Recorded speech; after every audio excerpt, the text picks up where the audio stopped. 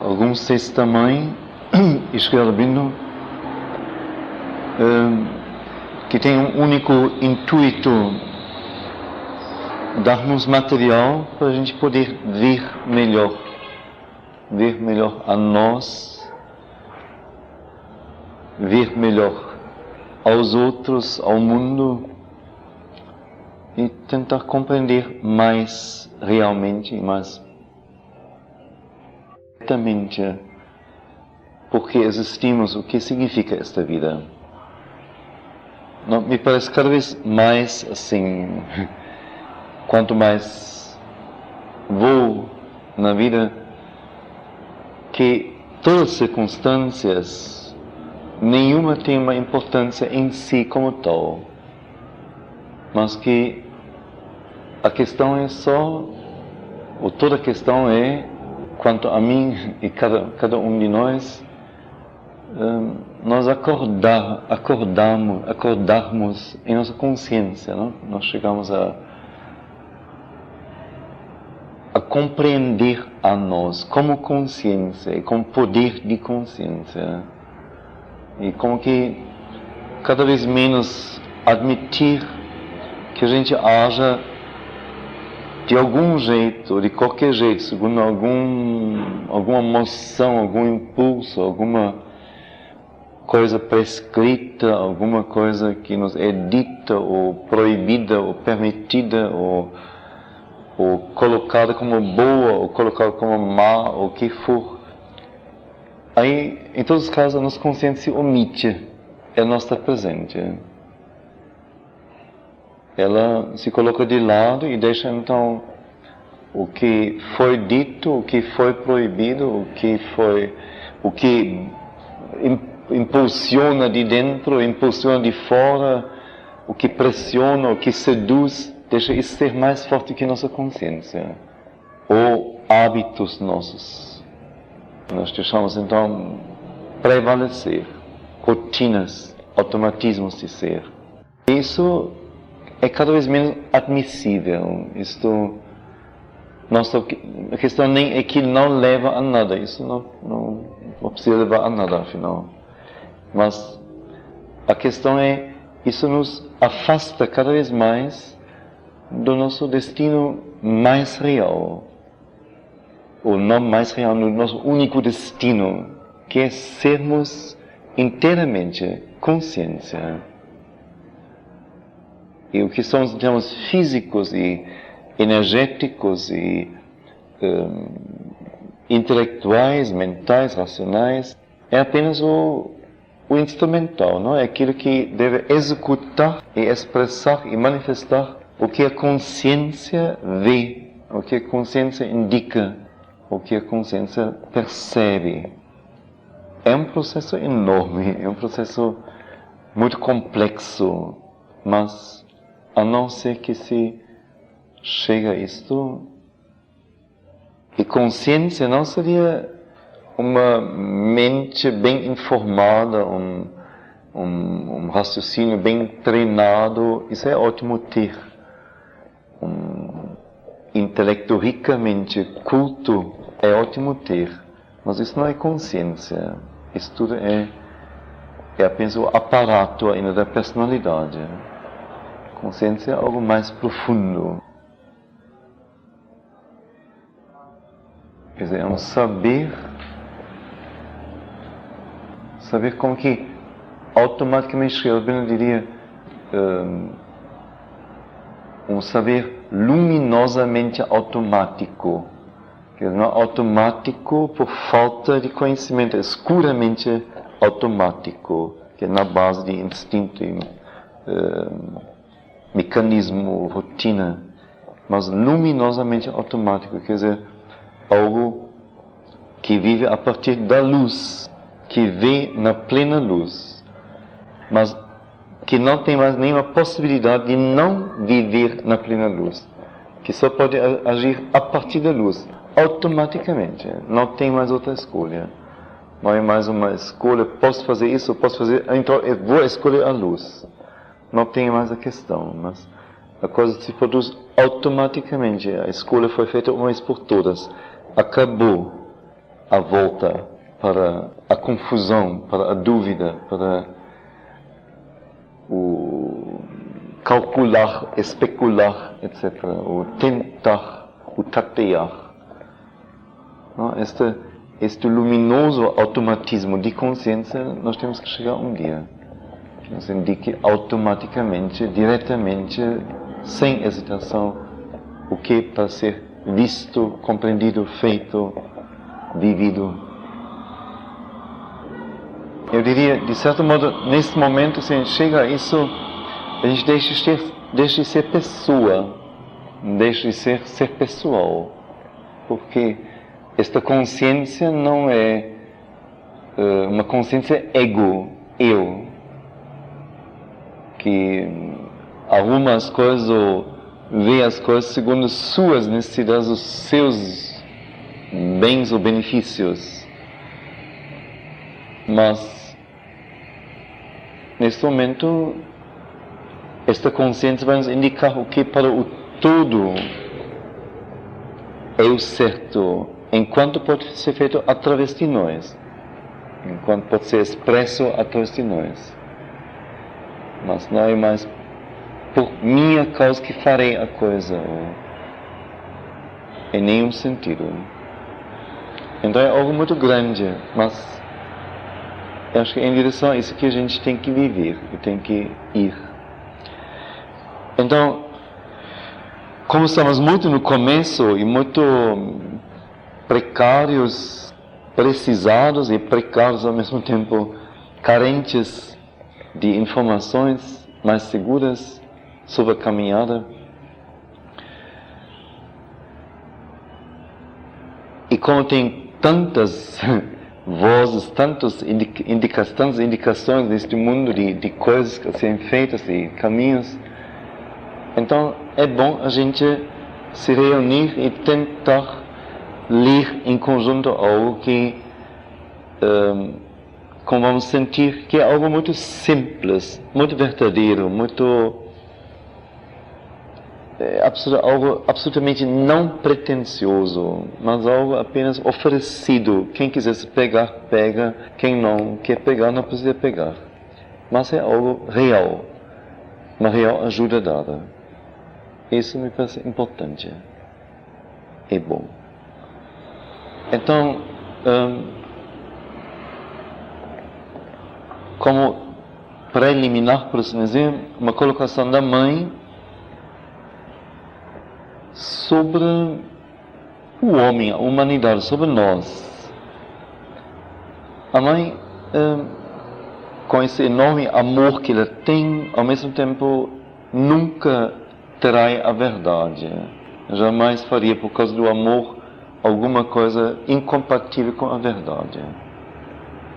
E o único intento dela é levar a quem quisesse se entregar a ela, ou quem quisesse segui-la, levar esta pessoa à verdade. E como é algo muito íngreme, o pico da verdade, então não vai através de biscoitinhos e beijinhos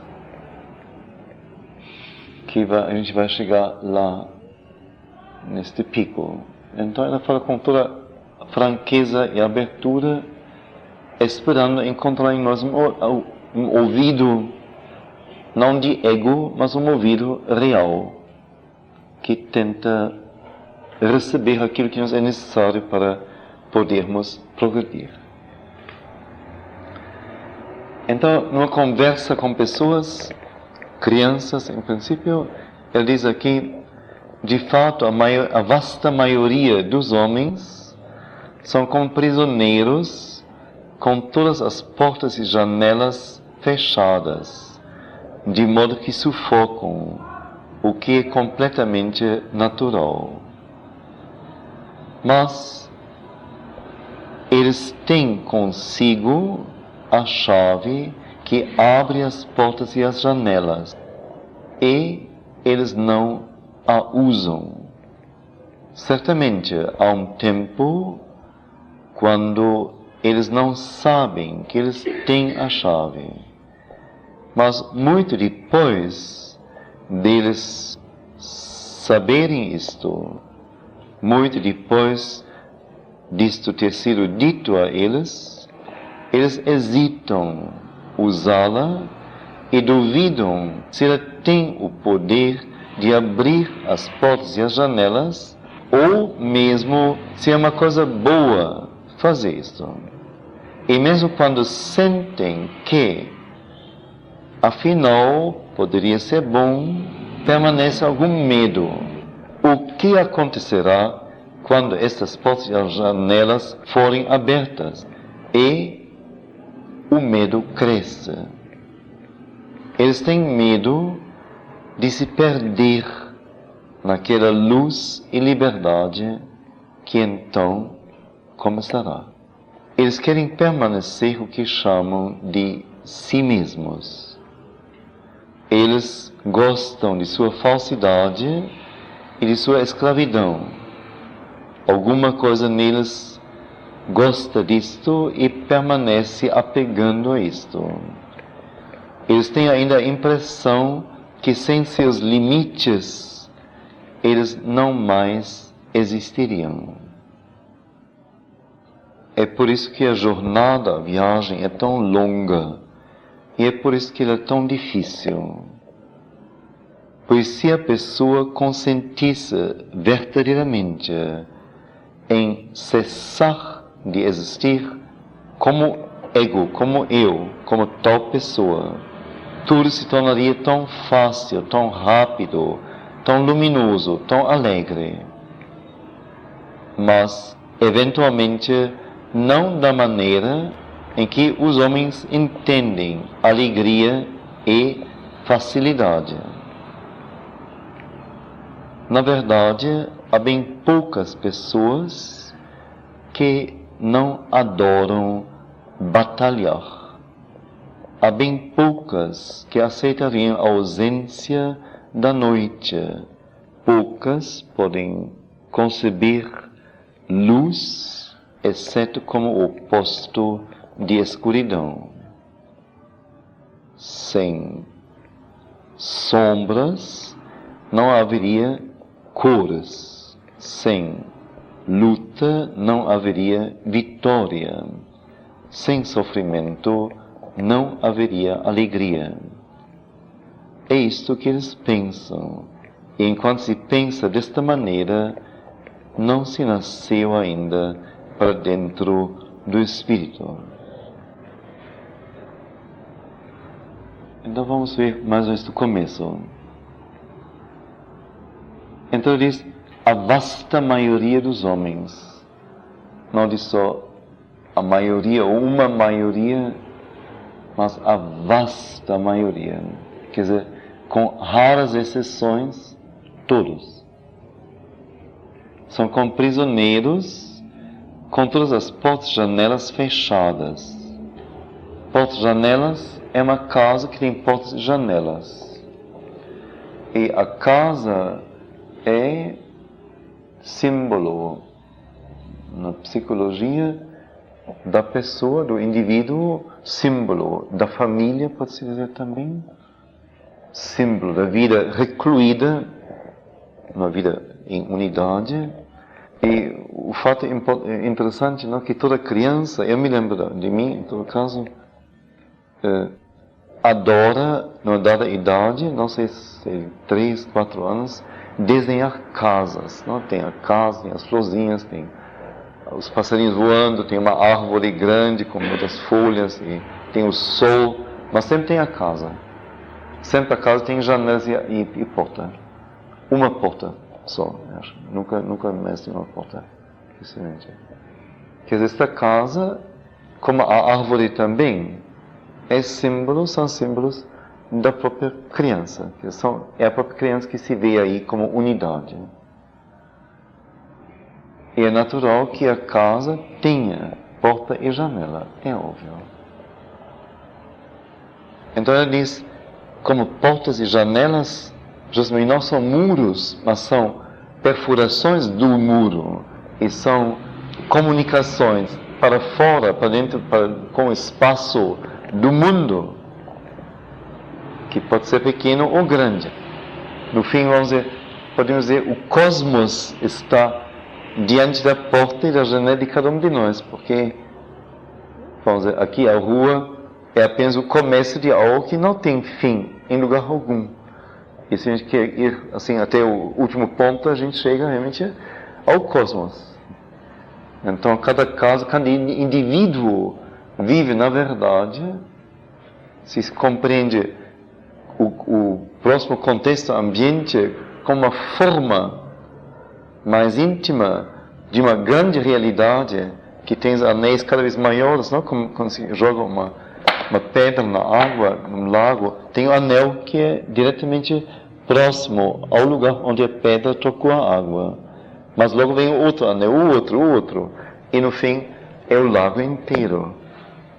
Assim, na verdade, vamos dizer, cada um de nós, cada casa nossa está situada no cosmos, com anéis mais próximos e mais distantes de ambientes.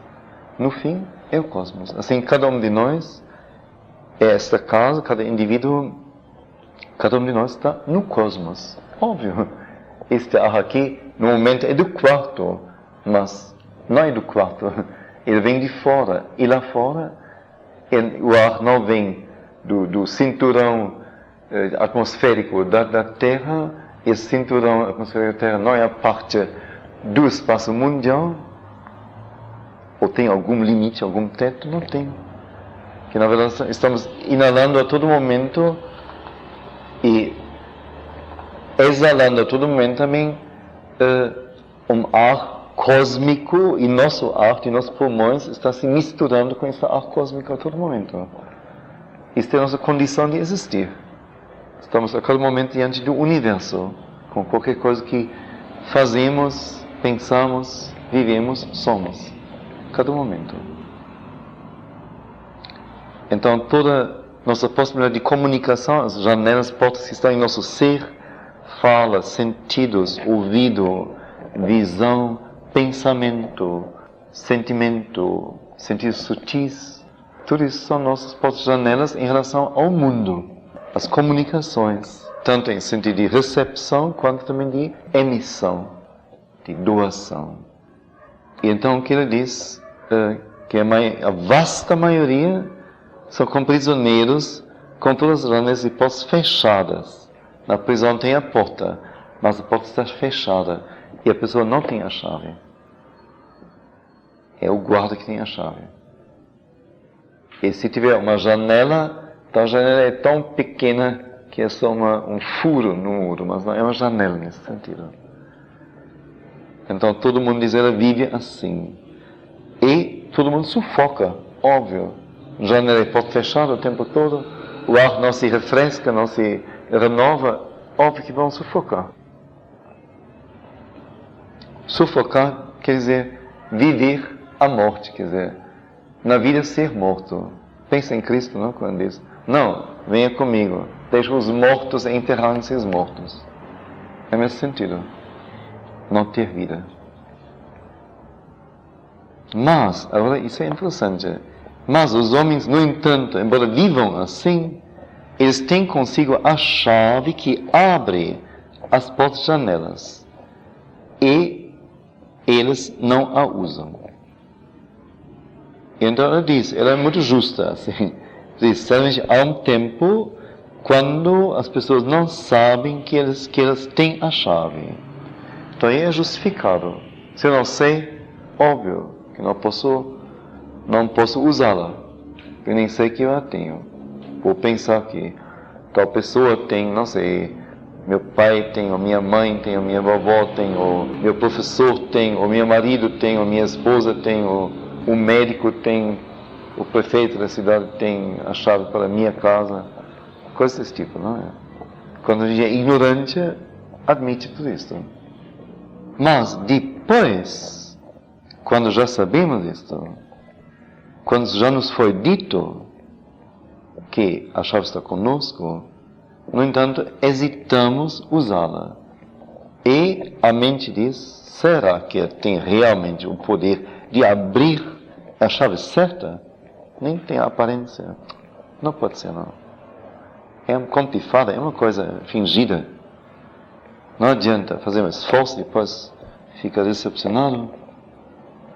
E ainda isso, se realmente eu abro isso, será que é bom? Que sei que está lá fora, que vem lá para dentro.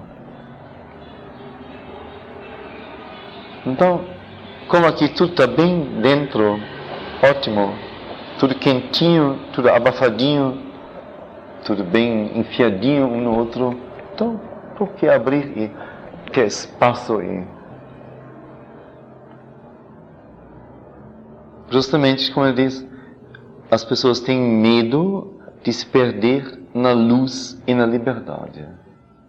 Quando as coisas são prescritas e determinadas e como que muito proximamente conectadas uma com a outra, a orientação é fácil. Mas quando tem espaço, não veja como automático ontem na aula aqui, não?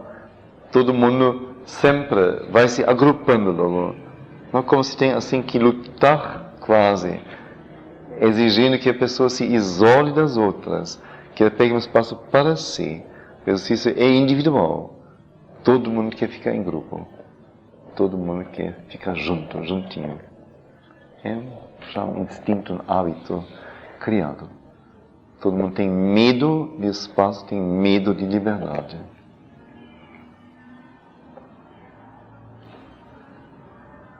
E por isso então ele diz, a coisa é tão difícil, a viagem é tão longa.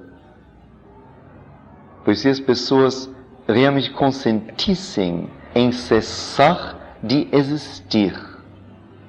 Cessar de existir não quer dizer todo mundo agora vai se matar. Mas deixar de existir nesta forma restrita, pequena, limitada, limitante. E deixar as coisas começarem a fluir, a ir, não segurar as coisas. Então tudo se tornaria fácil, rápido, luminoso, alegre. Mas, no fim ele diz ainda que cada um, na verdade, adora o seu drama de vida, adora seu sofrimento, sua dor, sua problemática. E dificilmente dificilmente a pessoa abre mão disso. As dificuldades que ela tem na família, assim, não posso deixar aquela pessoa, não posso fazer isto, e não seria justo, não seria certo. E assim as coisas não podem andar simplesmente.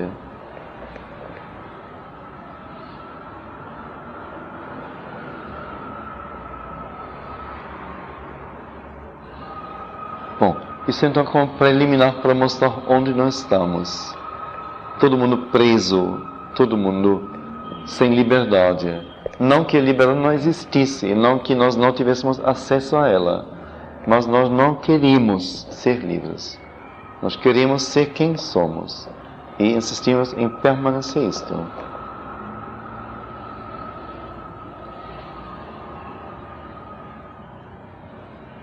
Foi interessante hoje. Eu imprimi hoje uma coisa numa gráfica em Salvador e tem um impressor que é meio assim ignorantemente assim, muito convencido de si. O impressor está na máquina. E eu tinha que escolher uma cor. Nós tínhamos que misturar uma cor. Então eu disse como eu achava que se deveria prosseguir. Quer dizer, tem uma cor, uma mistura de uma cor clara e escura. Então eu digo, olha, você me dá assim bastante cor da cor clara, só pouco da cor escura. A gente vai então escurecendo aos poucos até chegar ao ponto. É muito mais fácil que tomar a cor escura, depois para clarear a cor escura é quase impossível. A escura é muito forte. Mas o Senhor teve assim a sua ideia da cor e botou assim bastante escuro e pouco claro. O resultado foi que fizemos três tentativas, não deu certo. Eu tive que tirar todos os rolos, lavar a máquina toda, para depois recomeçar outra vez. Então isso é a nossa prisão. Ele não admitiu que a coisa prosseguisse, não segundo a opinião dele, mas segundo a opinião de uma pessoa de fora, que não é da gráfica, no caso eu. Então, gastou tinta, gastou energia, gastou aparelho, tem que lavar, cada lavagem, de alguma maneira, é um desgaste para a máquina, gastou energia, gastou a possibilidade de eu experimentar mais coisas, porque meu horário era limitado. Quer dizer, foi assim, é o tipo da coisa, o tipo de impedir que o mundo avance. Que a pessoa fica presa ao que ela acha que deve ser. E não se abre a sugestões outras. Isso é janela, porta fechada.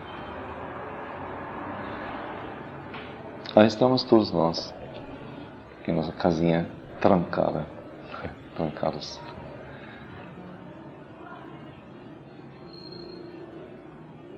Bom, e agora, muito interessante e muito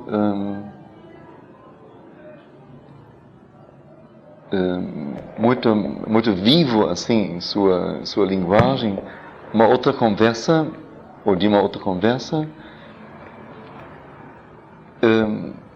onde vamos receber assim material mais, não só uma percepção mais global, como a mãe nos deu agora, mas material mais direto, mais preciso para o nosso trabalho. Então, uma pessoa diz, a mãe, eu sinto que tudo que eu faço é engraçado. Tudo tem de ser reorganizado, de alto a baixo. A mãe diz, eu não entendi o fim da sentença. Um professor entra. Elas têm um grande grupo de centenas de pessoas que se reuniam ao ar livre e era uma aula de conversação em francês. Então as pessoas faziam perguntas em francês, a mãe respondia em francês. Isso aconteceu na Índia do Sul, em Pondicherry. Então tinha também os professores da escola junto. Então o professor diz, tudo tem de ser reorganizado. A mãe, sim. Por quê? E o professor diz, porque tudo é engraçado. Ele diz, tudo que eu faço é engraçado. E a mãe, é engraçado? Ah, eis porque não entendi. É engraçado, sim. No entanto, de um certo ponto de vista, isto é verdadeiro. O que todos fazem, de um certo ponto de vista, é engraçado. Como que quando a gente mudou de nível, vi mais de fora, então de repente o que todo mundo faz, parece bastante engraçado. Quando isso não é mais verdade para a própria gente. A pessoa, mais uma vez, há um enorme desperdício. Tudo que eu recebo de você se perde o tempo todo. Que toda sugestão, todo esclarecimento, toda orientação, todo apelo à consciência que a mãe dá constantemente, tudo isto se perde o tempo todo.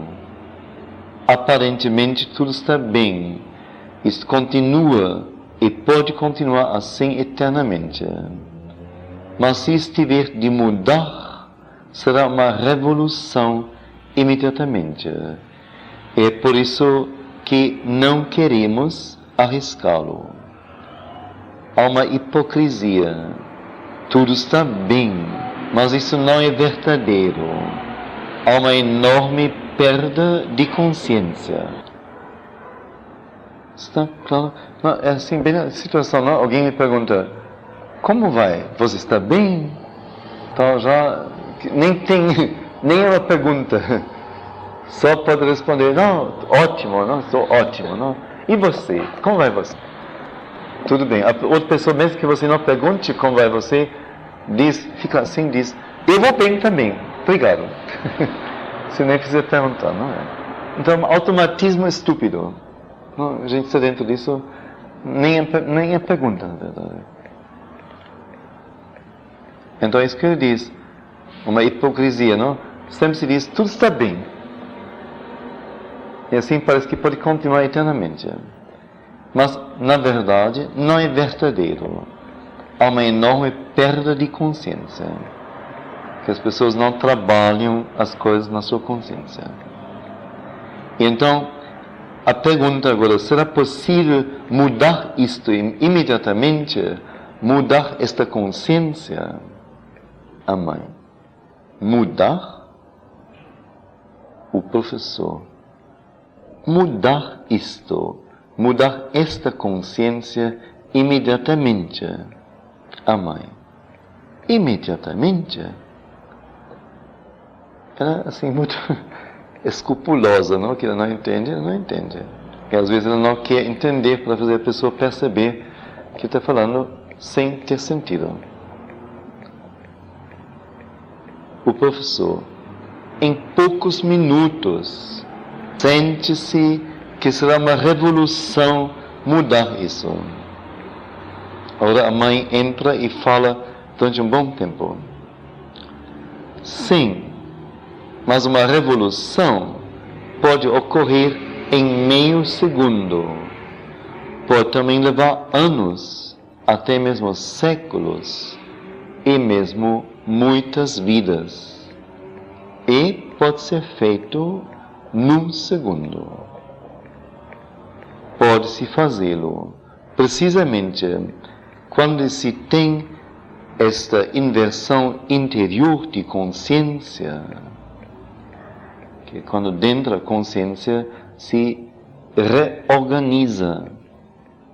Em um segundo, tudo muda.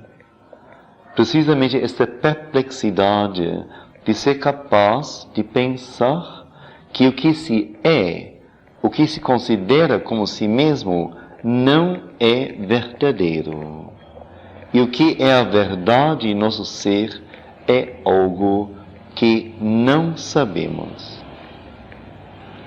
Que seria como que a condição da inversão de consciência. A perplexidade de ser capaz de pensar que o que se é, quer dizer, o que se considera como si mesmo, que isto não é verdadeiro. E o que é a verdade de nosso ser é algo que nós não sabemos. E ele se refere a uma menina que parece que antes falou nesta conversa. Ele diz, você vê, esta deveria ter sido a reação normal. Aquela que a menina que perguntou teve ao dizer, mas então, o que é este meu eu? Se o que sinto como eu é uma formação ilusória e não a verdade de meu ser, então o que é este meu eu? Porque isso ela não sabe.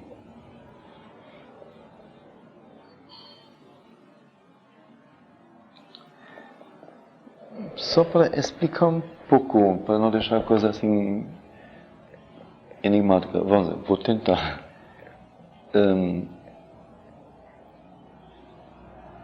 Quando você é criança, não se tem noção de si como indivíduo ainda, primeiramente. E como nos falta a segurança e a referencial de uma consciência de eu, então tomamos muito como referencial os nossos pais familiares. O que eles dizem de nós, o que eles acham de nós, é muito importante para nós. A criança sempre corre, não, para os pais mostrar isto, aquilo. Os pais têm que afirmar as coisas que a criança mostra. E, em muitos casos, a criança depois é muito mais, vamos dizer, o produto do trabalho da família do que um indivíduo próprio. Aquilo que a mãe, o pai acham da criança, que acham que é bom, que deve ser, o talento da criança, o que ela não deve fazer ou ser, isto ela vai se tornando. Na escola, então, outra marcação nesse sentido. Ou é um aluno ótimo, então vai assim ambiciosamente correr atrás de prêmios e notas e tudo mais, o bom aluno da classe, da turma, ou é um aluno péssimo, então vai sempre ficar atrasado, sempre atrasando, repetir os anos, todas marcas que não tem nada a ver com a pessoa, com o indivíduo, nada. Nada absolutamente. Nem com a inteligência, necessariamente. Por exemplo, eu posso dizer que sou uma pessoa inteligente, mas, por exemplo, a matemática me foi fechada na escola por causa de um professor que não teve a sensibilidade para minha individualidade, meu ser. Então, eu me perdi os anos, por assim dizer, por causa de matemática. Não por causa de matemática, mas por causa desse professor que me barrou a compreensão.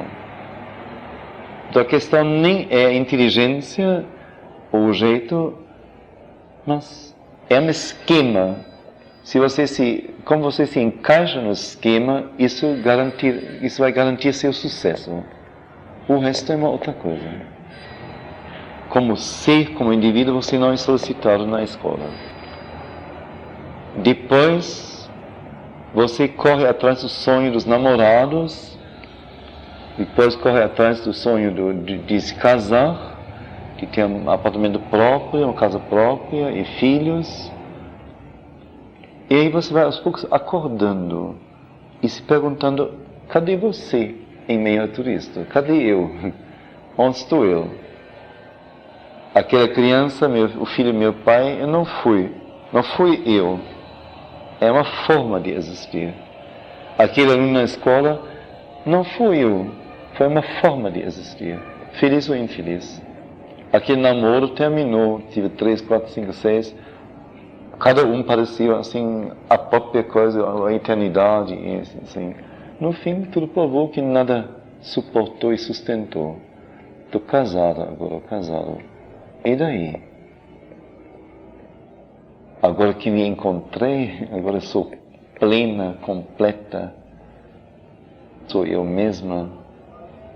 Então aí a coisa começa a nos mostrar um pouco que, na verdade, o tempo todo, nunca fomos nós, realmente.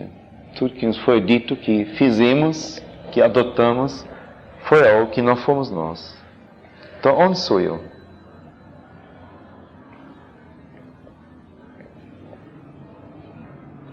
Não sei se está claro realmente, não?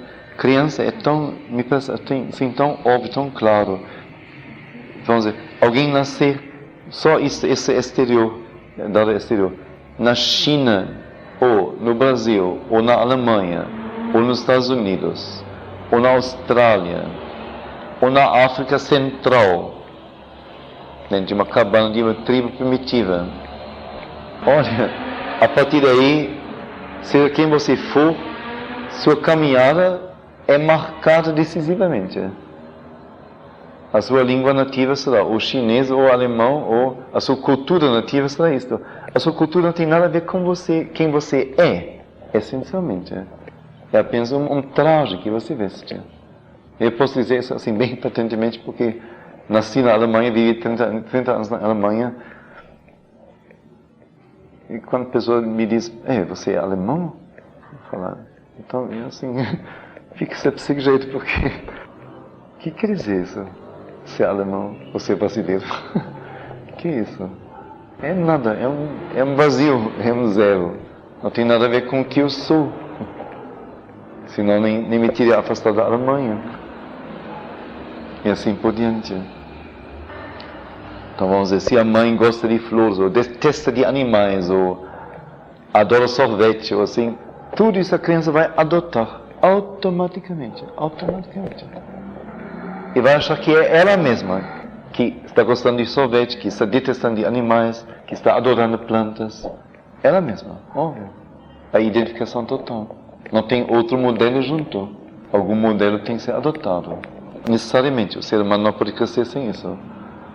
Então, posso garantir, a grande maioria daquilo que vocês gostam, ou detestam, ou acham importante na vida, ou assim, não é nada de vocês. São coisas ainda, identificações com o que seus pais viveram, disseram, que vocês experimentaram e tudo mais. Mas não é vocês. Não é vocês. Só ficou tão natural porque é 24 horas por dia, não? Está lá da incubadeira da família diretamente. Não tem berçário, não tem nem jeito de sair disso. Então, parece que é você. Na verdade, tem pouca coisa de você no meio. Então, é isso que a menina começou a perceber, não? Eu disse, mas então, o que é este meu eu? Se o que eu sinto como eu é uma formação ilusória e não a verdade de meu ser, então o que é este meu eu? Por isso ela não sabe. Ao momento, porque esta é uma questão que se torna cada vez mais intensa e cada vez mais aguda, em que você tem até o sentimento precisamente de que as coisas são estranhas, isto é, que não são reais. Chega um momento em que essa sensação que você tem de si, de ser você mesmo, se torna estranha, uma espécie de sentido de irrealidade. E a pergunta continua vindo, mas então o que é este meu eu? Bem, ao momento em que isso vem à baila, com tanta concentração e tal intensidade, que com esta intensidade de concentração, subitamente, então, ocorre uma inversão.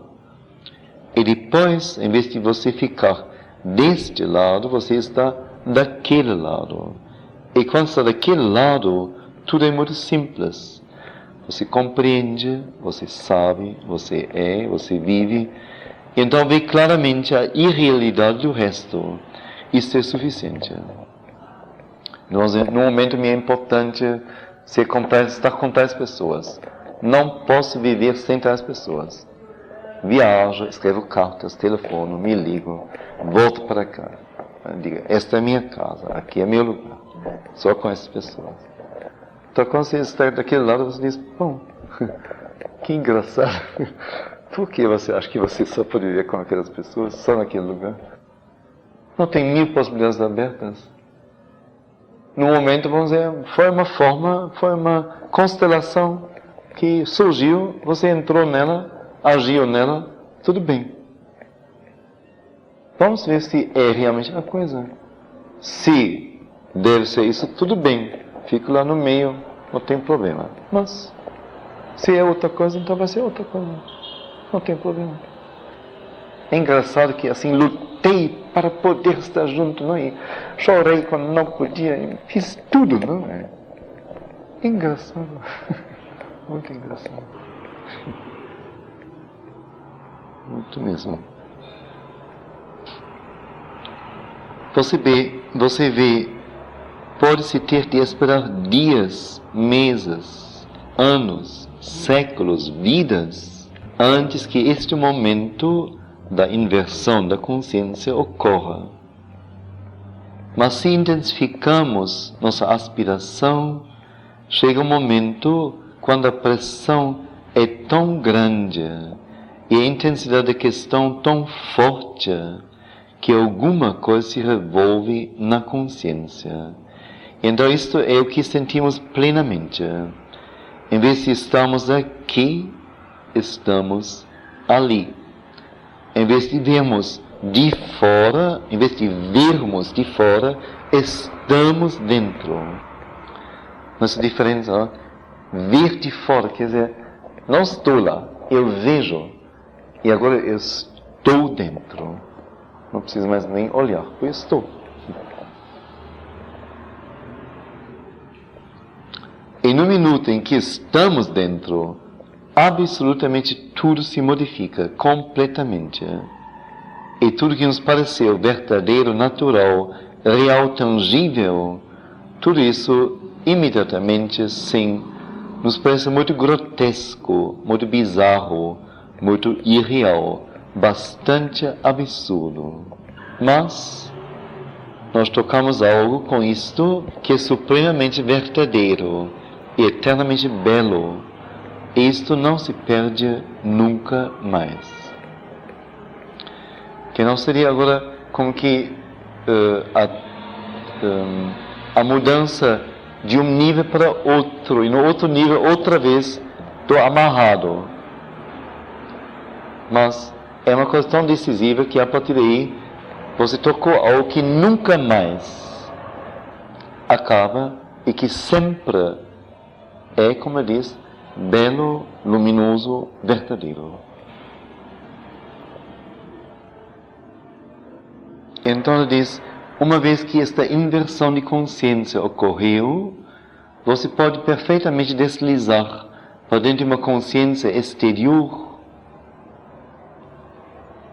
Você não precisa perder o contato com as coisas da vida, e no entanto isto permanece e nunca mais se afasta.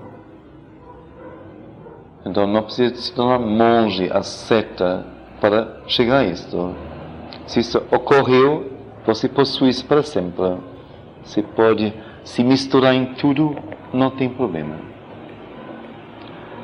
Você pode, em sua convivência com os outros, primeiro recair um pouco para dentro da ignorância e cegueira deles.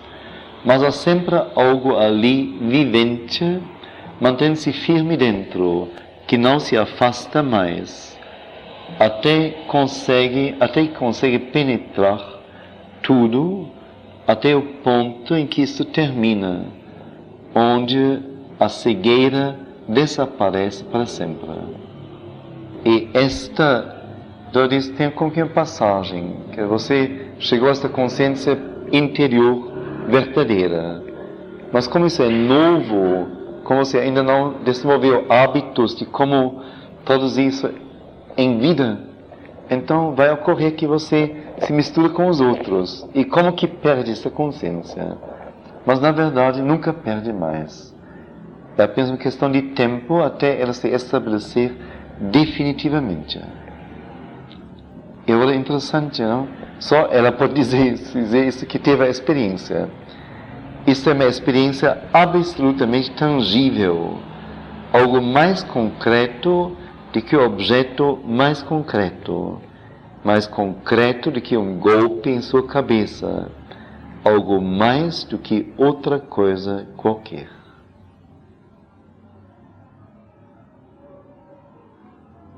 Eis porque sempre digo, quando as pessoas me perguntam como podem saber se estão em contato com seu ser psíquico, com sua alma, ou como podem saber se encontraram o divino. Bem, isso me faz rir, pois quando isto acontece com você, esta inversão, acabou-se. Você não mais pode fazer nenhuma pergunta. Está feito. Você não pergunta como isso acontece, está feito. Quer dizer, se a gente pergunta ainda, o seguro sinal de que a coisa não aconteceu ainda. Estamos ainda de fora querendo olhar para dentro. Mas quando estamos dentro, não tem mais pergunta. E agora vai ser assim mais interessante ainda. Então uma pessoa pergunta e diz, eu quero perguntar sobre este ponto. Recair de novo para dentro da consciência comum, a qual está se tornando cada vez mais obstinada em mim, pessoalmente, eu o sinto. Quer dizer, todo mundo lá, naturalmente, nesta comunidade de que a mãe foi centro, todo mundo estava, de alguma maneira, se propondo a busca de si, a busca espiritual, a busca interior. E então, essa pessoa aqui diz que ela vê aonde deve chegar, que ela chega provisoriamente, temporariamente lá, mas sempre recai de novo na consciência comum. E ao mesmo tempo, essa consciência comum se torna cada vez mais estranha para ela. Ela diz, pessoalmente, eu sinto assim. A mãe é muito rígida, não? Ela não admite assim muitas coisas, não admite que as pessoas se esvaziem sobre seus problemas, suas dores de barriga. isto para ela é inadmissível. Cada um tem que resolver seu problema. Ou todo problema colocado que tem valor mais universal, mais geral, é interessante. Mas só o pessoal, então ela diz, esta é uma questão puramente pessoal. A pessoa insiste, diz, mas por que isto é assim quando eu sei que é absurdo? Quer dizer, ela vê a outra consciência, ela recai na antiga, vê que é absurdo e, no entanto, não consegue prosseguir. Então a mãe diz, eu penso que é porque você manteve a divisão em seu ser. Isto é, há uma parte de seu ser que se recusou a acompanhar o resto. É assim que acontece usualmente. Há uma determinada parte que progrediu, uma outra que se conserva no lugar e não quer ir adiante. Daí mais uma vez. Ele diz, eu penso que é porque você manteve a divisão em seu ser. Quer dizer, há uma parte de seu ser que se recusou a acompanhar o resto. É assim que acontece usualmente. Há uma determinada parte que progrediu e uma outra que se conserva no lugar e não quer ir adiante. Estou procurando exemplos.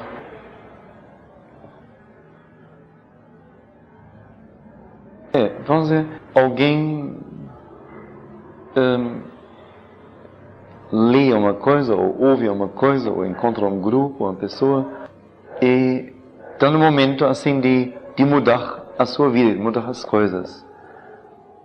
E é colocado para ela uma ideia, um ideal, um objetivo de vida com que se identifica profundamente.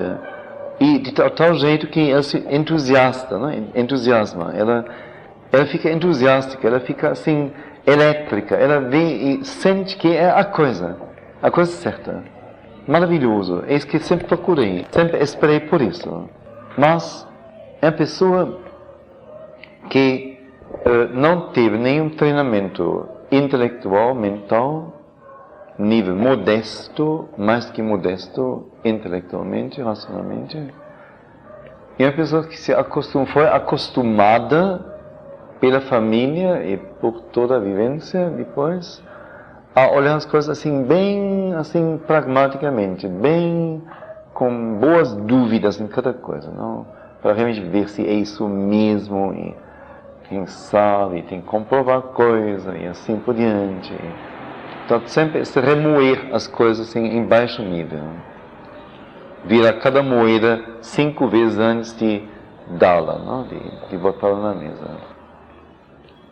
Ora, este novo objetivo, este ideal, exigiria que a mente apoiasse isto fervorosamente. Que a própria mente fosse capaz, flexível, aberta, rápida, compreensão, que tivesse alegria em poder perceber isto.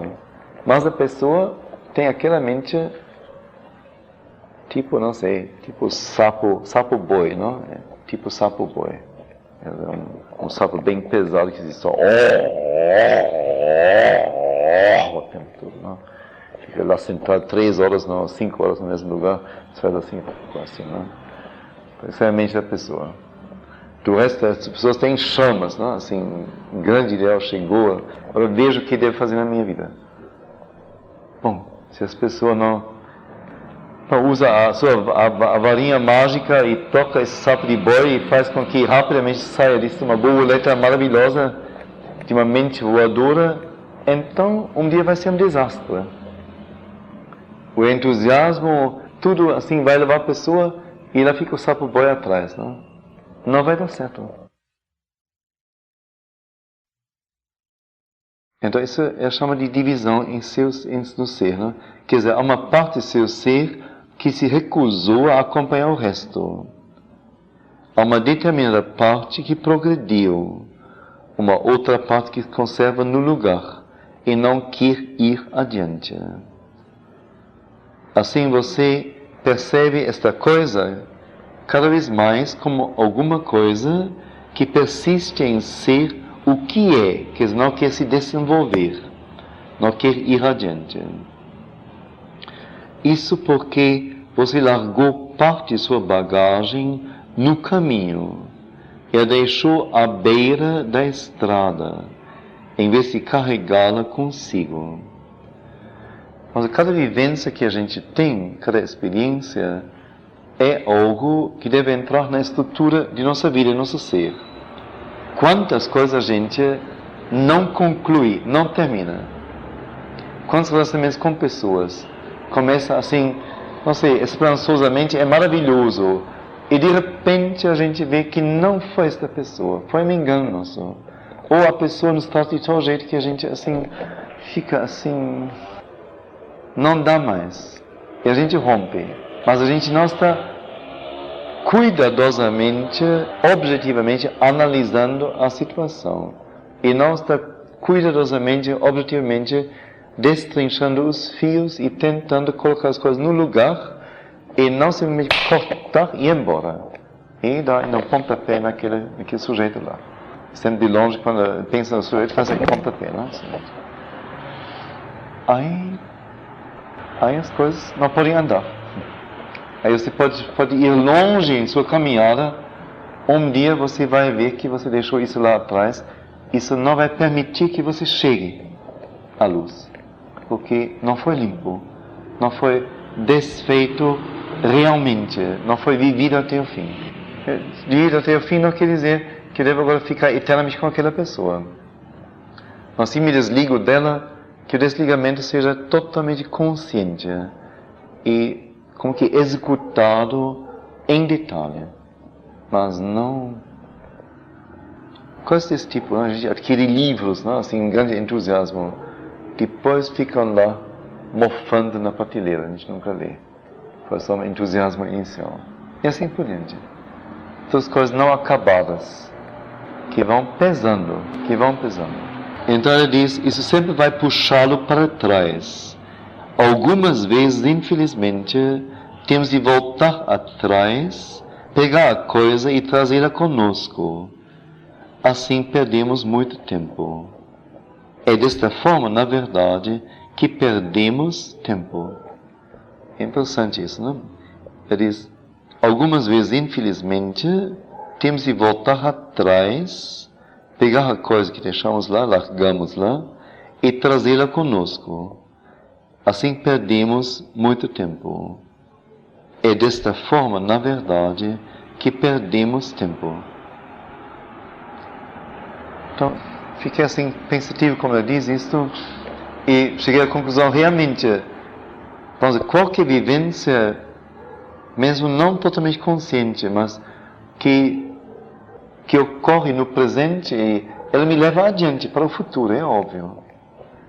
Mas no momento que tem que voltar atrás, parar meu desenvolvimento, e voltar atrás para pegar uma coisa que deixei lá, até pegá-la, até convencê-la que ela deve ir comigo, carregá-la comigo e chegar aqui outra vez, aí foi um tempo perdido. Perdi um pedaço da minha vida com isso. É perdido. É a única vez que perdi tempo. Do resto é sempre. Mesmo que me demore anos para resolver uma coisa, enquanto estou resolvendo a coisa, estou construindo. O ritmo é vagaroso, mas estou construindo. Mas se eu volto atrás, interrompo a minha caminhada. E vou para lá onde já passei. Passei lá. Não deveria mais repetir aquela mesma coisa. Não deveria ser necessário. É perda de tempo.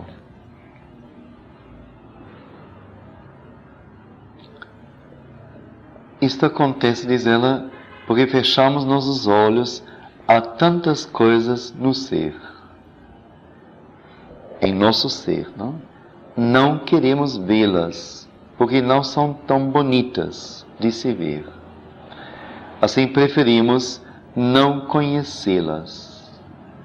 Mas o fato de sermos ignorantes da coisa não significa que ela não exista mais. É isso que se faz. Deixa-se a coisa no caminho e depois tenta-se ir adiante, mas ela está presa por fios. Ela nos puxa de volta como uma grande, pesada pedra. E então temos que erguê-la corajosamente e segurá-la desta maneira. Ela faz um gesto. Ele dizer: agora você vai caminhar junto comigo. É inútil bancar a ostra. Veja, fecha seus olhos e não se quer ver que tem esse defeito, ou aquela dificuldade, ou aquela ignorância, estupidez. Não se quer ver, não se quer.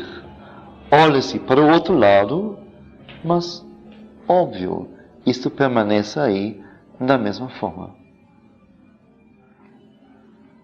Não são coisas bem simples, mas bem reais, super reais.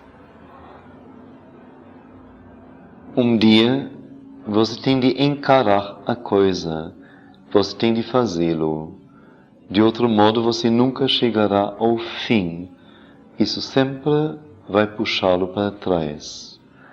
Você pode perceber adiante, pode ver o objetivo ali, aproximando-se, tudo isso cada vez mais. Você pode ter alguma coisa que vai adiante e tem quase que a sensação de que ela vai tocar o objetivo, mas você nunca o tocará se tiver estas pedras pesadas puxando-o para trás. Um dia você tem que fazer uma boa limpeza de tudo. Leia mais uma vez. Um dia você tem que encarar a coisa, você tem que fazê-lo. De outro modo, você nunca chegará ao fim. Isso sempre vai puxá-lo para trás. Não, isso é interessante que se a gente deixa coisa assim de lado, atrás, ou esconde si mesmo, encontra-se uma forma de viver sem ser mais incomodado por isso. Encontra-se, a coisa vai. Mas chega sempre alguma situação especial em que de repente aquela falha de você deixar isso lá atrás revela ser um obstáculo total naquele momento. Você poderia naquele momento realmente dar um passo grande para frente. E aquela coisa está aí e impede isso. Isso, durante um bom tempo, a gente pode, até depois da vida inteira, a gente pode levar assim, sem mais pensar na coisa, sem olhar, sem se importar. Mas chega um momento, no mínimo a morte talvez, em que de repente a coisa deveria estar limpa e clara e consciente e presente em você. E ela não está. Aí então você pode ver o objetivo ali, aproximando-se, tudo isso cada vez mais. Você pode ter alguma coisa que vai adiante, tem quase que a sensação de que ela vai tocar o objetivo. Mas você nunca o tocará se tiver estas pedras pesadas puxando-o para trás. Um dia você tem que fazer uma boa limpeza de tudo. Isto algumas vezes leva muito tempo, mas é preciso queimar suas pontes. Senão você anda em círculos, progride pouco a pouco até o fim de sua vida, e então quando chega o tempo de ir embora, você sente subitamente: mas... Bem, talvez isso seja para uma outra vez. Isto não é agradável. Ora, deve ser algo assustador, pois se não conhecemos nada, não compreendemos nada, se nunca tentamos. Eu tive recentemente assim, um caso assim, chocantemente claro nesse sentido. Uma amiga minha me ligou,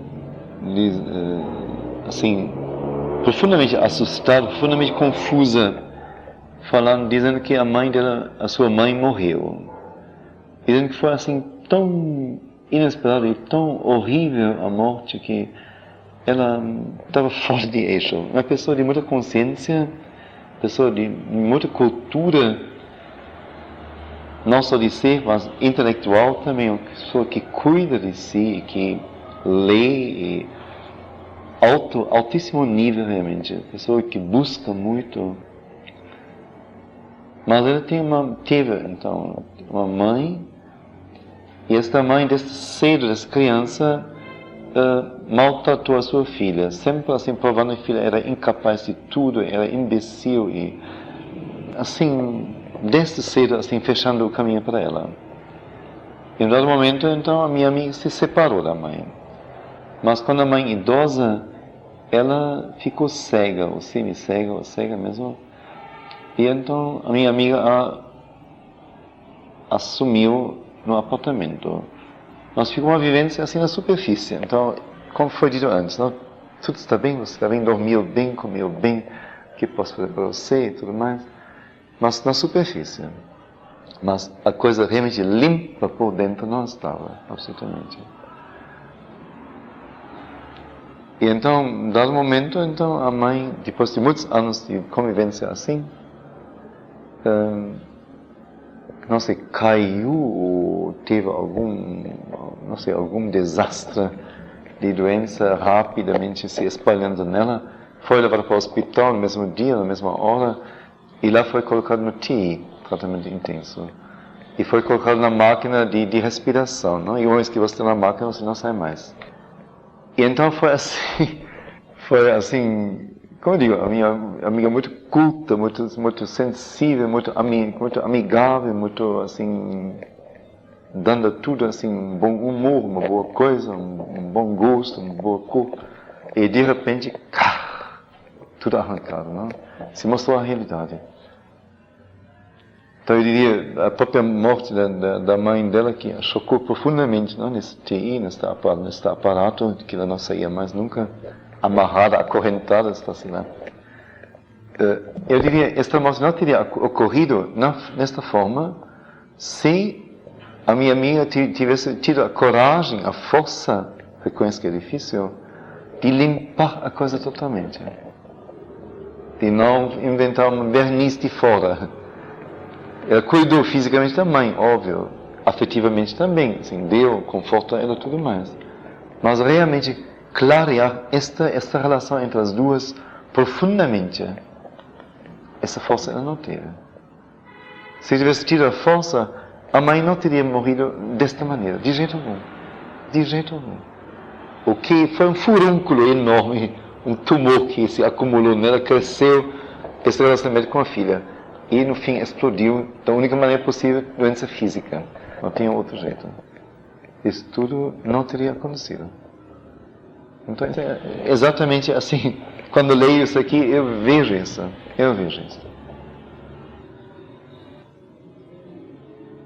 E tem, como eu disse no começo, a vasta maioria tem esse tipo de relacionamento com pessoas. Não é um relacionamento que vai à profundidade de ser para ser, mas dentro das convenções. Açucarado com afeto, com amor ao filho, amor à mãe, amor aos pais, não sei, amor ao próximo, coisas tipo. Mas algo verdadeiro, assim, profundamente real, de fibra, de substância, a maioria não chega a isso, não. Infelizmente.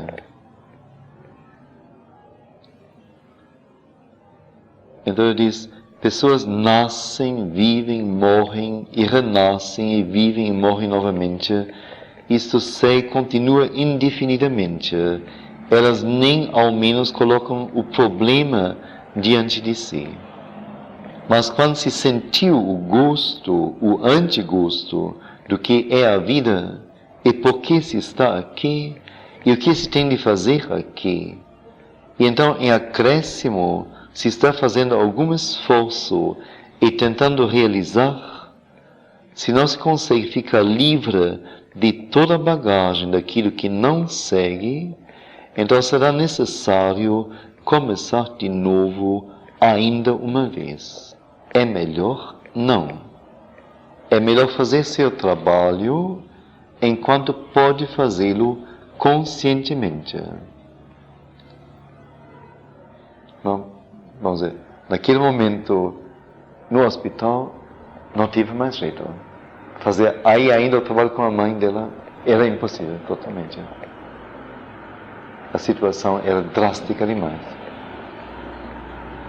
Então, fazê-lo enquanto se pode fazê-lo conscientemente. E, na verdade, é isto o que se quer dizer com nunca deixe para amanhã o que pode fazer hoje. Isto hoje significa nesta vida atual, porque a ocasião está aqui, a oportunidade está aqui, e talvez se tenha de esperar muitos milhares de anos para encontrá-la de novo. Quer dizer, nosso ser deveria passar por alguma experiência, deveria crescer em sua substância. A problemática da vida é a situação que me dá o material para isso. Se eu então evito isto, esta aprendizagem um dia terei que fazer. Se não é nesta vida, então a questão voltará para mim, não para mim, para esse ser, para esta alma, não sei em que momento, encarnação. A ocasião está aqui, a oportunidade está aqui, então eu tenho que esperar muitos milhares de anos para encontrá-lo de novo. É melhor fazer seu trabalho a qualquer custo. Aí está, perdendo tão pouco tempo quanto possível. Cada vez que você tem medo de se enfrentar, e esconde cuidadosamente de si aquilo que o impede de avançar, bem, é como se você estivesse construindo um muro no caminho. Mais tarde, você terá de demoli-lo para passar. É melhor executar sua tarefa imediatamente, encarar-se bem de frente. E ela sublinha, frisa, encarar-se bem de frente. Não tentar açucarar a pílula amarga. Ela é muito amarga. Todas as fraquezas, fealdades, todo tipo de pequenas coisas desagradáveis que se tem dentro de si. E há uma porção delas. E veja, você está no ponto de alcançar a realização, no ponto de tocar uma luz, de ter uma iluminação, e então subitamente você sente alguma coisa puxando para trás, assim. Ela faz um gesto e você sufoca, não pode avançar mais. Pois bem, nesses momentos algumas pessoas choram, algumas se lamentam, algumas dizem, coitado de mim, apesar de tudo, eis aquela coisa mais uma vez. Tudo isso, diz a mãe, é uma fraqueza ridícula. Você tem apenas de se olhar desta maneira e dizer, que mesquinheza, que mesquinha baixeza, limitada estupidez, vaidade pequena, ignorância e má vontade ainda estão aqui, escondidas no canto, impedindo-me de atravessar o limiar desta nova descoberta. Quem está aí em mim, quem é tão pequeno, tão mau e obstinado, escondendo-se ali como um verme numa fruta, para que eu não seja capaz de vê-lo? Se você for sincero, você o encontra. Mas acima de tudo é isto, absolutamente isto, você sempre açucara a pílula. O açucaramento é uma espécie do que é chamado de compreensão mental de si mesmo. Assim cobrimos tão espessamente com açúcar quanto possível a fim de escondermos bem de nós o que está ali, o verme na fruta. E o fazemos sempre, sempre nos damos uma desculpa, sempre. Isso é super real. A gente sempre tem uma justificativa, uma explicação, algum motivo para fazer aquilo que se quer fazer, mas não aquilo que deve ser feito. E com isso prolongamos indefinidamente a coisa que nós deveríamos enfrentar e transformar, ou eliminar, ou modificar, ou amadurecer, o que for preciso. Então, ele chama isso de açucaramento.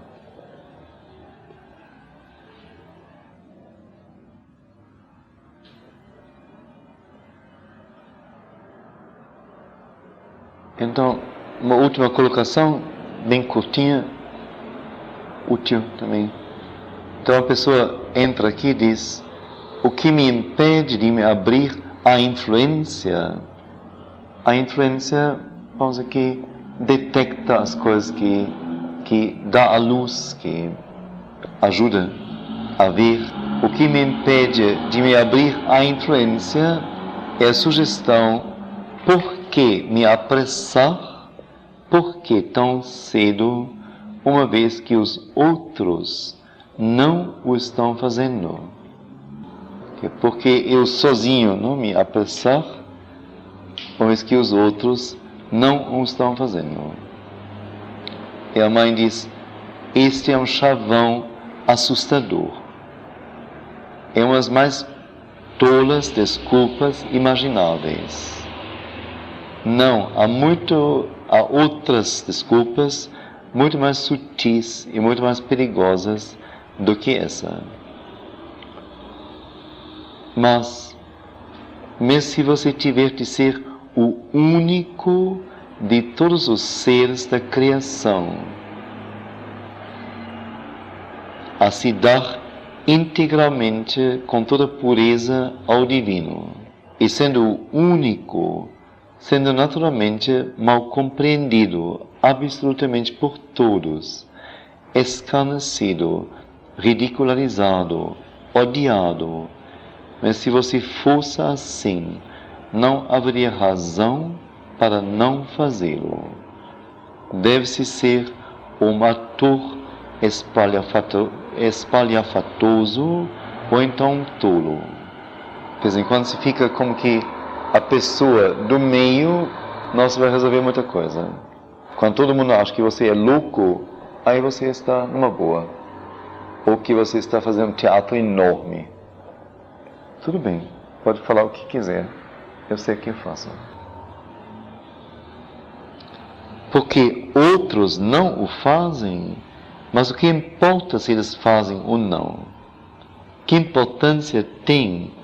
O mundo inteiro pode seguir o caminho errado. Isto não me diz respeito. Há somente uma coisa na qual estou interessado: seguir adiante. O que outros fazem, como pode me dizer respeito? É assunto deles, não o meu. Então ela conclui e diz: fazer-se depender dos outros, é a pior de todas as escravidões.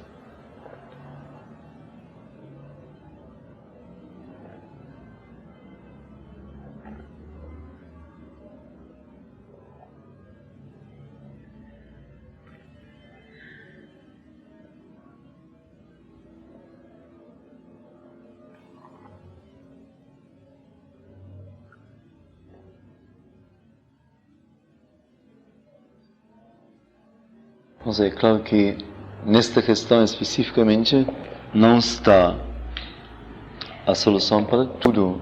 E não é a única maneira de encarar a vida ou de ter consciência, ganhar luz sobre a vida. Mas é um aspecto do trabalho, é um elemento. A questão da divisão no ser, a questão de que todas as partes deveriam avançar juntamente, integralmente, simultaneamente.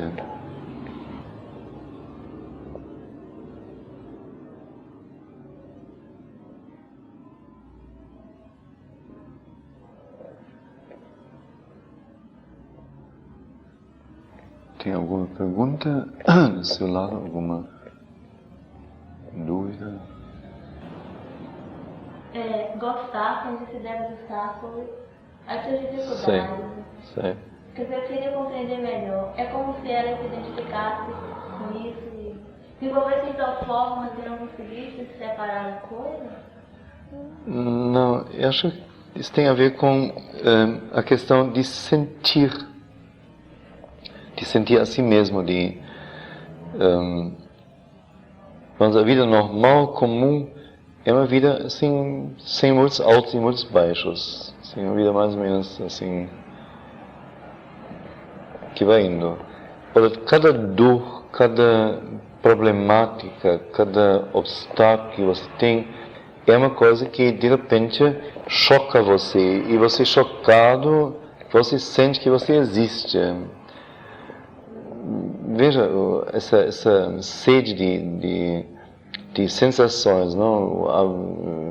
Acidente de avião com 25 mortos, ou 34 mortos, ou 250 mortos. Ou aquele criminoso que estrangulou a mulher, depois fez isso, aquilo com ela, não? E assim por diante, não? E, quer dizer, é isso que está na primeira página, isso todo mundo procura. As violências, esses choques, esses sofrimentos são algo que nos sacode, né? Que nos arranca um pouco da sonolência da vida, da uniformidade da vida, do ser igual a todo mundo. Isso nos sacode, isso nos faz como que acordar. Infelizmente as pessoas não acordam, mas só querem mais uma vez aquele tempero forte, né? Aquela coisa. Então, nesse sentido, cada um como que quase cultiva as suas dores, a sua problemática. Nem quer ficar livre disso, na verdade. Porque é algo que o faz, que ele dá sempre o sentido que está vivo, que está realmente aqui. E depois, como ela diz também, se você tem esta dor, então se, por outro lado, você recebe uma coisa muito boa, uma coisa belíssima, uma coisa maravilhosa, então o contraste das duas coisas assim dá mais valor à coisa bonita ainda. Então,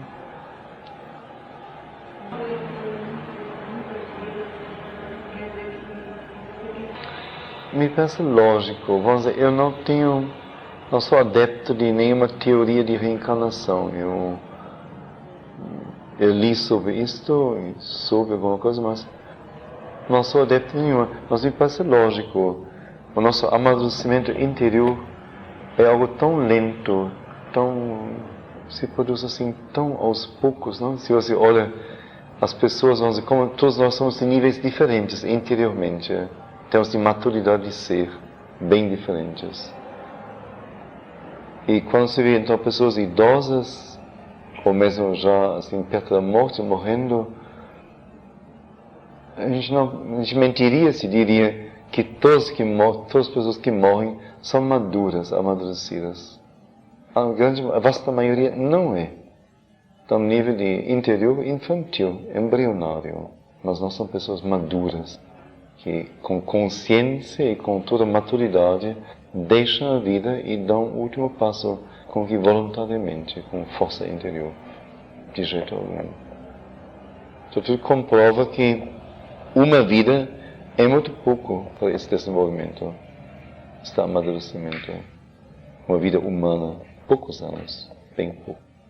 E depois também, eu diria, para a grande maioria das pessoas, a própria vida, vamos dizer, a forma de vida é tão restritiva, não? O normal é quem nasce em Franca, vive em Franca. Quem nasce em Feira, vive em Feira. Até morrer lá. Então, é um ciclo tão restrito, tão mesquinhamente repetitivo, tão pouca coisa diferente que acontece. Isso é um conteúdo de uma assim, para um ser inteiro, como conteúdo de existência, é impossível. Pouco, é muito pouco. Muito pouco. Então, como que cada existência então tem que acrescentar, até talvez o ser tão livre para poder assim abranger mesmo em termos vivenciais mais países ou mais espaços ou mais atividades. Assim, como que uma riqueza, vivendo uma riqueza, vamos aprender interiormente. Então me parece assim mais que óbvio que uma existência é pouco, é muito pouco, muito pouco. Do resto, como isso acontece, não me pergunto muito não, mas essa resposta eu tenho, me parece super lógico, absolutamente. Eu não acredito, isso para mim a intelectualidade é primitiva demais, popular demais, que cada um de nós, eu por exemplo, já vivi, ou já estive sobre essa terra como Rolf, ou como este homem, ou como dançarino, ou como palestrante, o que for. Não, isso de jeito algum. É a forma desta vez. Que ela não se repita, porque seria ocioso, não? Se eu renascesse outra vez como dançarino palestrante, seria assim, desgostoso mesmo. Mas que seja uma forma diferente, que me coloque outras tarefas, me exija de outra forma. Para que então aqueles lados de meu ser, que ainda não amadurecem nesta vida, possa amadurecer. É a única razão de voltar à Terra, não? Para poder amadurecer mais complexamente, cada vez, nas faixas de ser, nas dimensões que ainda não amadureceram. Se eu volto na mesma forma, até como se acha as mesmas pessoas, não? Ela já foi minha esposa, ela foi aquilo. Então é ansioso, então não aprendo mais nada. Só repita a mesma lição sempre. Repetente eterno. Horrível. Pode ser. Sim. Como seria a chave que nós temos para virar mais sobre a chave? Interessante, nós falamos sobre isso, não? Sempre, em dado momento, foi no curso do silenciar, não? Que eu disse, olha, agora acredito. Mas eu não me lembro mais como foi a situação. Você se lembra? Eu me lembro que a gente falou isso, mas eu, no momento... Você lembrou que a mãe falou, sugeriu para uma pessoa, não sei se foi dessa vez que está tentando se concentrar na imagem de um carro. Portas que... Ah, sim. Que as portas tinham chegado também. Sei. Sei que nos encontros também teve alguma coisa sobre isso. Eu li um texto, sim. Mas a chave, como surgiu a imagem-chave? Do livro, né? O ponto foi... existem janelas, portas. Que em essência nós temos todas as possibilidades, né? Sim. O quanto que a gente resiste, né? E não querer ver. E não prosseguir, né? Sim. Assim, a coisa está no tempo todo, mas a gente prefere ficar acomodado. Interesse por aí, né? Sim. E você citou, Sim. no outro dia, aí teve aquela pergunta de luz que você deu exemplo, que Sim. ela poderia aprender um exercício de concentração com a gente, mas que fica a barreira, né? Por causa da idade. Sim. Não se dá o tempo de Sim. treinar. Foi aí, muito bom, ótimo, sei. Lá no centro, em Salvador, tem uma senhora eu tenho agora já 80 e poucos anos, não é, Lourdes? 80 e... Sei, 81 anos. Que resolveu, há vários anos já, deixar a sua família e estar, vamos dizer, a meu serviço externo, não? Assim, ela cuida lá da cozinha e lava a louça e prepara alguma comida, cuida da minha roupa em parte. E para ela é a vida dela.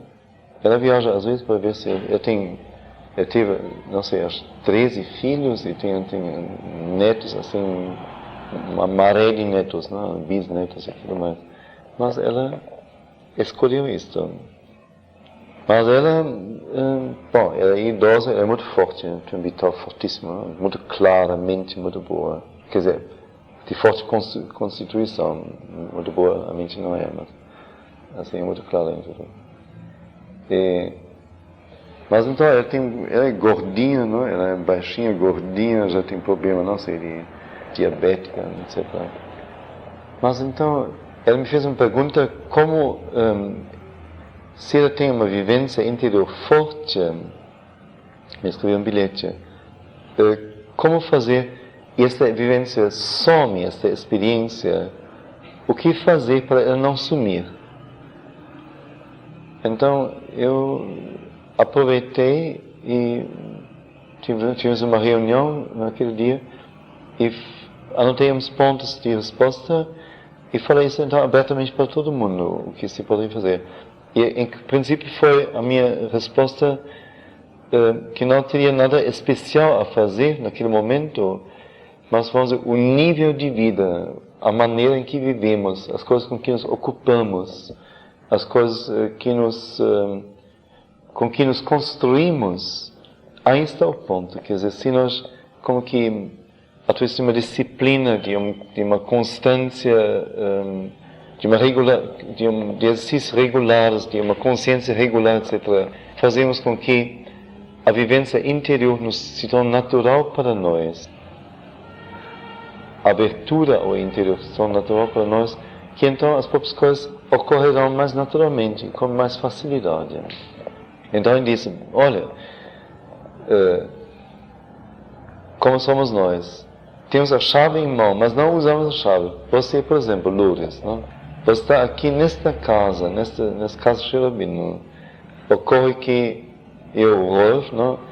Inventei assim exercícios de concentração, que são com movimento. Você poderia fazer todo dia um exercício de concentração. Todo mundo estaria a seu dispor para lhe dar orientação, para acompanhar. Eu mesmo, com todo gosto, gravaria as músicas para você, eu faço gravações. Você tem dinheiro para adquirir um gravador e fazer isto.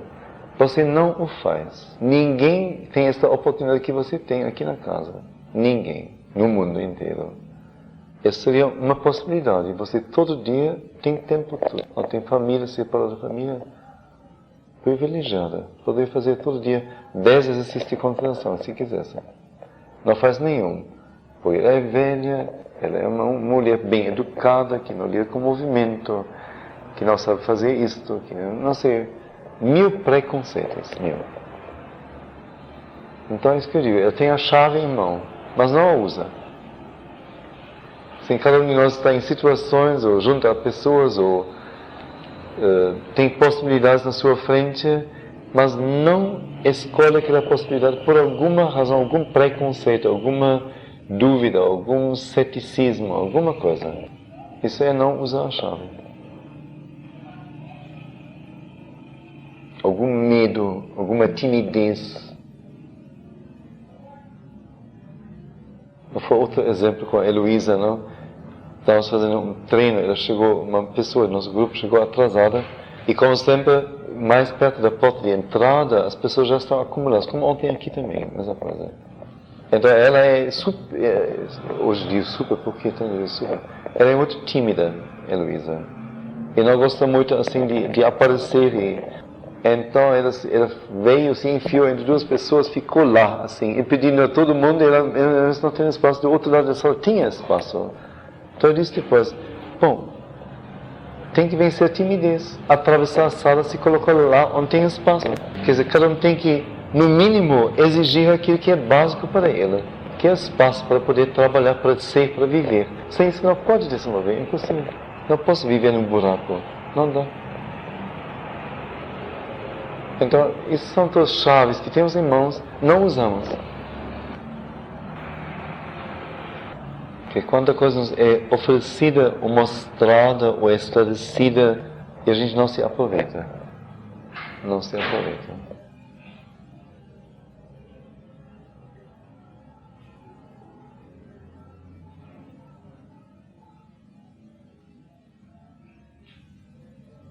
Você falou que às vezes a gente não resolve certas coisas e que depois adiante o que vai aparecer é um bonito. Mas falou também da perda de tempo, que é voltar para resolver. Como é que fica isso? Tem que assumir essa perda de tempo, esse processo? Sim, óbvio. Ou tem alguma outra Óbvio. saída assim? Acho que não tem. Não tem não. Então, o que a partir de agora deveria acontecer, que a gente não deixe mais coisas para trás, mas tente resolver logo, o mais imediato possível. E além disso, assim, vire a cabeça e olhe para trás e veja o que tem lá e pegue. Para que não haja mais acúmulo ainda lá atrás. Nesse caso aí, esse retorno, essa volta, seria numa outra vida? Poderia ser? Se você não resolve desta vida, Se é um problema, vamos dizer, como que essencial ou real para seu ser. Alguma coisa que você realmente deveria adquirir. Uma qualidade sua, não sei. Tem coisas que não pesam tanto também. Não são tão importantes para seu ser. Mas tem coisas que realmente são necessárias para a sua autoconstrução. Então essas coisas justamente a gente evita mais, porque são mais difíceis. São conquistas eventualmente, aquisições mesmo, custam. Quer dizer, cada vida a gente vai alguma consequência da outra vida? Não vem em consequência, eu diria em complementação talvez melhor. Continuar aquilo Que no sentido do karma que você... É certo, a gente prepara com aquilo que se vive atualmente. Naturalmente, isso já... Eu não digo preparo diretamente, mas... já é um material com que você tem que trabalhar amanhã, que você vive hoje, é óbvio. Isso é claro.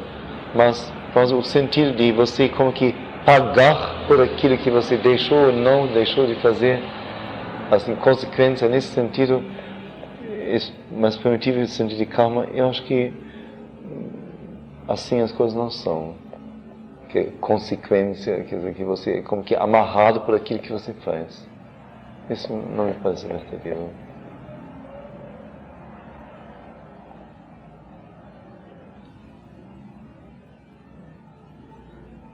Quando você é aquele exemplo da montanha, você fala que é difícil chegar ao fim, né? Não dá disso.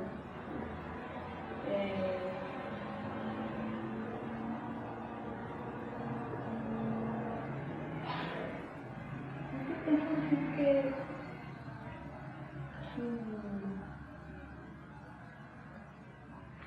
se certos tipos de coisas se resolvem só dentro da pessoa mesmo, ou tem que ter um retorno às circunstâncias, a situações, lugares, não sei. Não, se você consegue resolver isso dentro de você, acho que isso... Porque longe é uma coisa, né? A gente sente uma certa coisa, agora tem certas situações que só assim, próximo mesmo, certas questões se levantam, e a gente pode saber. Lembre-se, não, que Schelben disse que nenhuma coisa será totalmente cumprida a não ser que ela seja realizada mesmo no nível físico. Qualquer coisa em harmonia com os outros níveis mais amplos. Ao mesmo tempo, me lembro que a mãe disse, se você muda totalmente você a si mesma, ou a si mesmo inteiramente, as coisas todas mudarão. As circunstâncias das pessoas, tudo. Se você mudou verdadeiramente. Mas tem uma mudança assim muito forte mesmo, muito grande. E ao mesmo tempo, aquela colocação da mãe constantemente, ele escrevendo qualquer amadurecimento interior conquista interior deve ser colocada à prova na vida. Então, você deve realmente ver se você teve medo de cachorro, e você então inteiramente trabalha para não ter medo de cachorro, você sabe que não tem medo de cachorro. Então é interessante você agora enfrentar um cachorro para ver se é real ou se não é real. E na maioria dos casos vai se ver que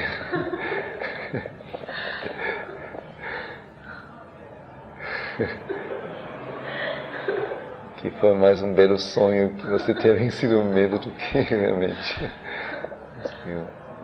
Então tudo indica que por enquanto é útil a gente levar isso ao nível físico, ao nível da experiência vivida.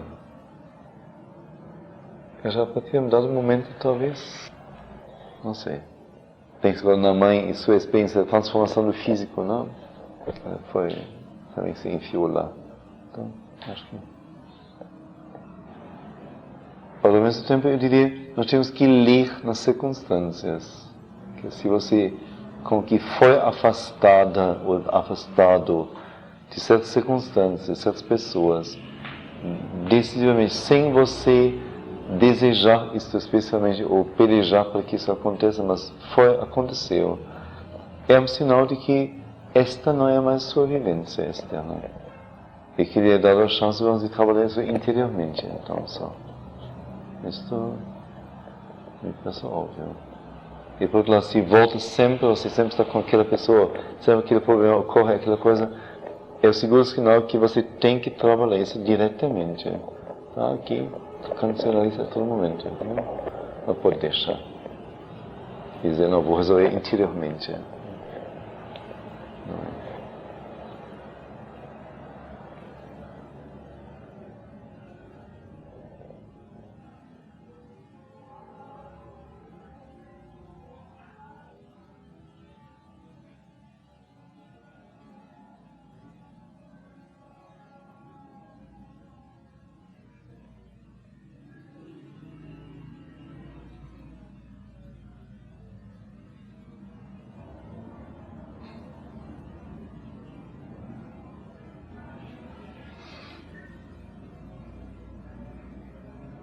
Quase que metade da vida humana a gente é perdida mesmo. É. Porque só depois de É isso mesmo. Sim.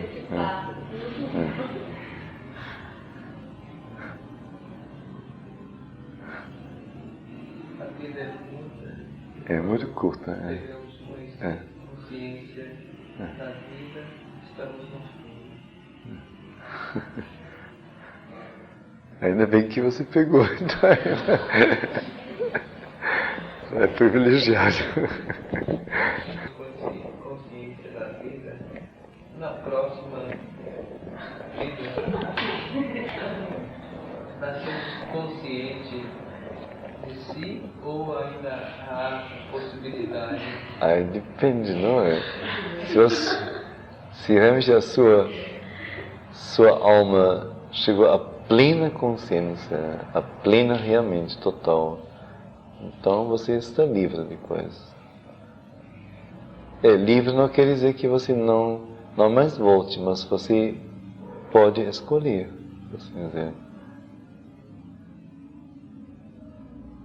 Se voltar, volta com consciência. Volta com consciência para fazer algum trabalho que deve ser feito aqui por alguém bem consciente. Se tiver ainda coisas que você ainda não, que em você não foram resolvidas, então aí não tem jeito, tem que voltar. Vou para o bem de todos. Por enquanto isso é mais para seu bem.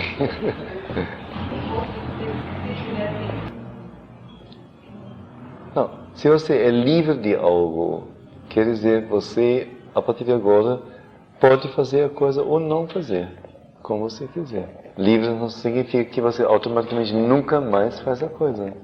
Livre quer dizer, eu posso decidir com liberdade sobre se eu faço, não faço, de que forma eu faço, com que frequência. Estou livre.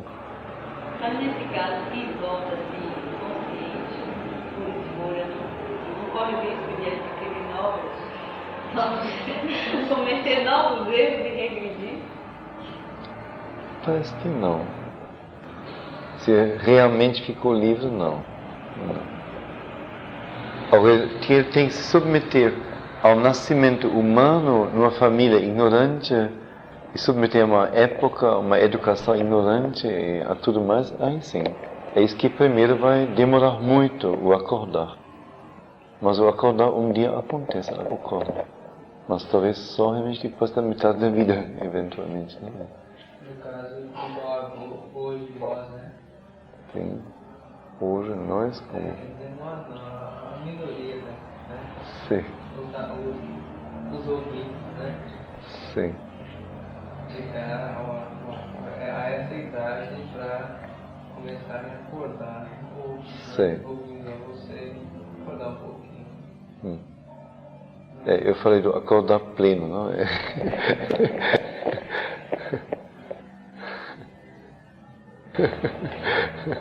Ótimo.